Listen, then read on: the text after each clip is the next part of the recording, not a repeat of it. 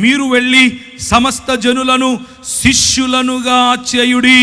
తండ్రి యొక్కయు కుమారుని యొక్కయు పరిశుద్ధాత్మ యొక్కయు నామములోనికి వారికి బాప్తిసమిచ్చుచు నేను మీకు ఏ ఏ సంగతులను ఆజ్ఞాపించి తినో వాటన్నిటినీ గైకొనవలనని వారికి బోధించుడి. ఇదిగో నేను యుగ సమాప్తి వరకు సదాకాలము మీతో కూడా ఉన్నాను.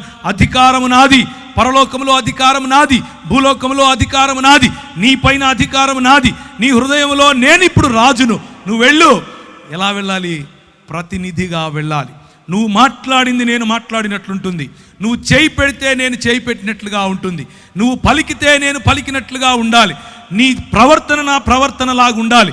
నీ సాక్ష్యం అంటే నోరు తెరిచి ఒక మాట చెప్పి బయట జీవితంలో ఇంకొక జీవితం కాదు సోదరులారా. సాక్ష్యముగా జీవించటం, సాక్షిగా జీవించటం అనంటే ఆయన పరిచర్యను కేవలము మతపరమైనటువంటి 4 గోడల మధ్య మాత్రమే పెట్టడం కాదు ప్రియులారా.